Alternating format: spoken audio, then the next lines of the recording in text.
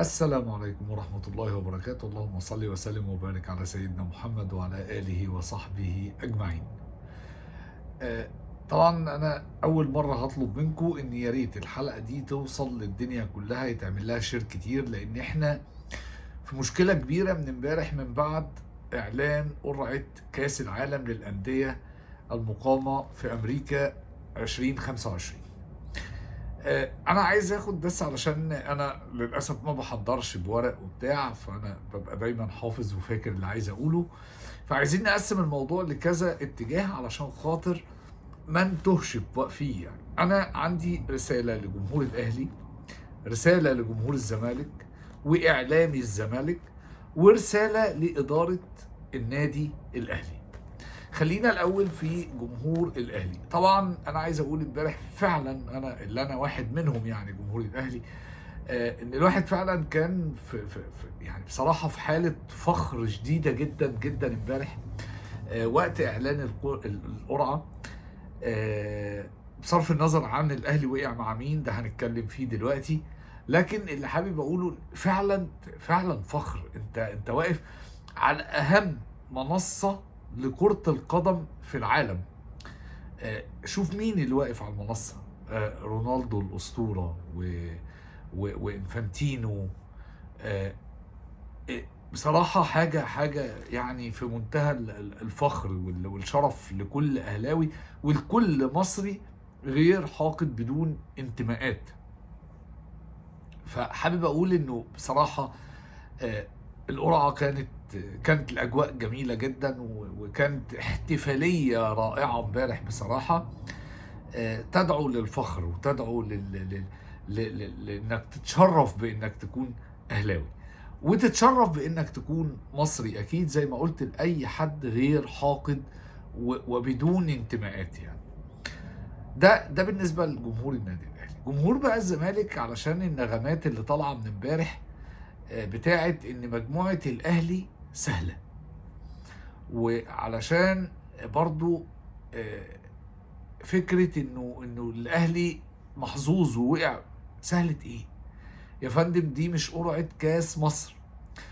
انا عارف انت واخد على القرعه بتاعتك بتتعمل في صفيحه سمنه قديمه، ويطلعوا كوره فتلاقي البط الكيني وتلاقي السحليه الاوغندي وتلاقي الضفدعه مش عارف التونسي. هي دي الفرق بالنسبه لك، هي دي المجاميع، فانت شايف ان الدنيا سهله. لكن انت بتتكلم في احسن انديه على مستوى العالم، فايا كان المجموعه اللي انت وقعت فيها فهي مجموعه صعبه. يعني ايا كانت الفرق هي مجموعه صعبه. مين يقول ان بالميراس وبورتو البرتغالي وميامي، انتر ميامي الانجليزي الامريكي اسف، اللي فيه ميسي بكل نجومهم وبكل، مين يقول ان دي مجموعه سهله؟ ممكن تكون مجموعة سهلة، كمل كلامك بقى بعد كلمة سهلة. هي مجموعة سهلة بالنسبة لبقية المجاميع أو بالنسبة لبقية الدول العربية والأفريقية اللي وقعت في مجاميع تانية، لكن هي كمجموعة أو هما كفرق لا طبعا. كفاية إن طبعا أنا عايز أقول إن دي حاجة برضو كمان من الحاجات اللي تدعو للفخر، وبصراحة نقدر نقول عليها يعني انه من تراتيب ربنا ان الاهلي هيلعب اول مباراه هي المباراه الافتتاحيه للبطوله. وده بيعني حاجات كتير جدا. يعني انت عايز اقول لك انك خد من قبل البطوله شهر تقريبا كلام على المباراه الافتتاحيه، واكيد هيبقى بالتالي لان اصلا طرفيها هيكون انتر ميامي الامريكي وهيكون النادي الاهلي. فهتلاقي اسم الاهلي كتير جدا جدا جدا مع اي حد بيحلل البطولة او اي حد بيتكلم على المباراة الافتتاحية فكل ده بالنسبة لك انت يعني انت بتعلي البراند بتاعك كاهلي او كنادي اهلي، بتعلي البراند بتاعك على مستوى العالم، لان العالم كله عينه رايحة على البطولة الجديدة اللي كاس العالم للأندية. عايزين يشوفوا البطولة دي، حتى لو من مبدأ انهم عايزين يشوفوها ناجحة ولا لا. فانت ما تجيش كزملكاوي تقول لي انت محظوظ وقعت في مجموعه سهله. ايه يا ابو سهله؟ دي مش الكونفدراليه بتاعتكم، ولا هي بطوله افريقيا. كمان انا كنت حابب اقول ان الحمد لله الحمد لله التاريخ بعد 24 سنه، يعني بعد ربع قرن، رد على كل اعلامي الزمالك بقى. طبعا احنا عارفين، انا بدون ذكر اسامي بقى، لكل الناس اللي بتشكك في فكره ان الاهلي نادي القرن. وطبعا فكره نادي القرن الحقيقي واعلى ومش عارف ايه اكبر قلعه رياضيه في مصر، طبعا الكلام الفاضي والفارغ اللي بيتقال ده. فانا حابب اقول انه جت لوحدها كده امبارح على المنصه، اول ما اختير النادي الاهلي اول كلمه اتقال انه نادي القرن العشرين.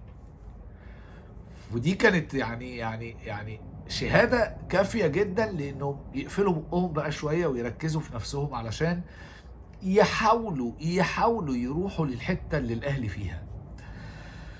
دي نقطه.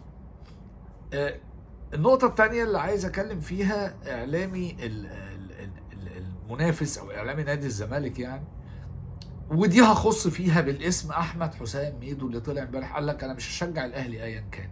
يا عم ما تشجعش الاهلي، الحمد لله. يعني اصلا انا يعني سجدت لله شكر انك مش هتشجع الاهلي.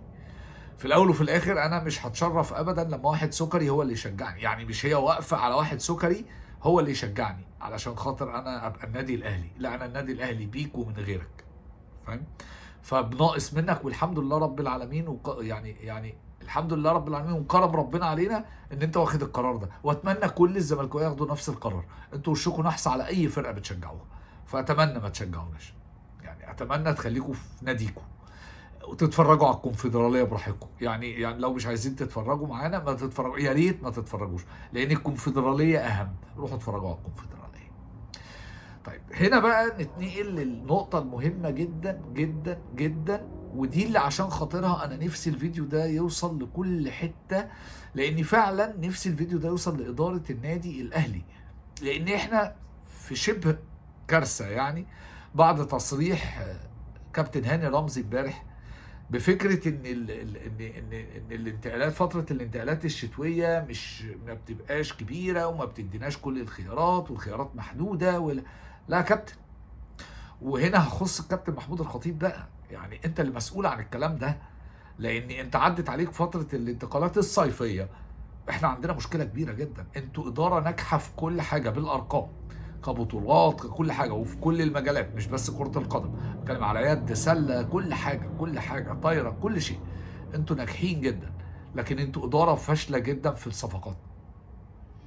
وانا بتكلم من الكبير، من عند الكابتن محمود الخطيب لاصغر واحد في مجلس الاداره بكل اللجان. لا، في فشل كبير جدا في التعاقدات، في فشل كبير جدا في تجديد عقود اللاعبين.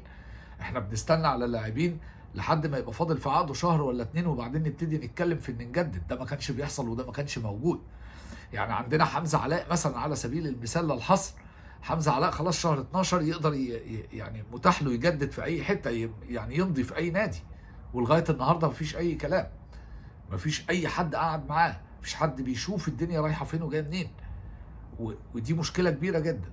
فما تجيش النهارده انت بعد ما انا استنيتك من صفقات الصيف، من فتره الانتقالات الصيفيه، علشان نروح لفتره الانتقالات الشتويه اللي هنعمل فيها بقى الصفقات بتاع كاس العالم للانديه، فتقول لي الخيارات محدوده والمجال مش كبير علشان اعرف اجيب لعيبه. لا يا كابتن، انا اسف، ما ينفعش. وبعدين اوعى تسمع للناس، اوعى تسمع للجمهور اللي بيقول لك ان احنا بمجموعه سهله والاهلي قادر، ودونا على ان احنا طالعين رحله، طالعين نتفسح وعادي جدا هنصعد من دوري المجموعات، من المجموعات يعني هنصعد.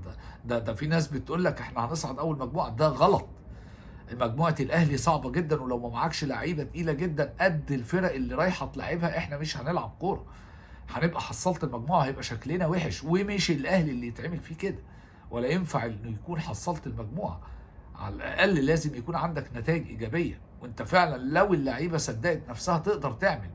لكن باللي هو يلا بينا واحنا تمام، الجمهور بيقول دي سهله، زي ما عملنا في مباراه السوبر الافريقي قدام الزمالك، ونروح نتغلب وكان شكلنا سيء جدا جدا جدا. ده مش هينفع في كاس العالم للانديه، عيب جدا. انت معاك فرق عربيه فيها لعيبه وفيها تقيله وفيها لعيبه تقيله هتعمل صفقات زي الهلال، زي العين. لا، فرق تقيله، فرق عارفه يعني ايه، وعارفه رايحه فين، وعارفه البطوله معناها ايه. فاتمنى من اداره النادي الاهلي تفوق وتصحى للكلام ده كويس. الصفقات احنا غير مسؤولين عن اي كلام بيتقال، احنا غير مسؤولين عن اي كلام. يقول لي بقى مفيش صفقات في، لا مش ده يبقى هزار. هو ده اللي كنت حابب اقوله. وتاني بقول لكم لو سمحتوا الفيديو ده يعني اتمنى انه يتشير في كل حته علشان يوصل لكل الناس. اتمنى انه يوصل للكابتن محمود الخطيب شخصيا، لان اللي بيحصل في الاهلي كاداره تعاقدات فشل. هو ده كل اللي كنت حابب اقوله. لو عجبك الفيديو ما ننساش ندوس لايك واشتراك في القناه عشان يوصلنا كل جديد. سلام عليكم.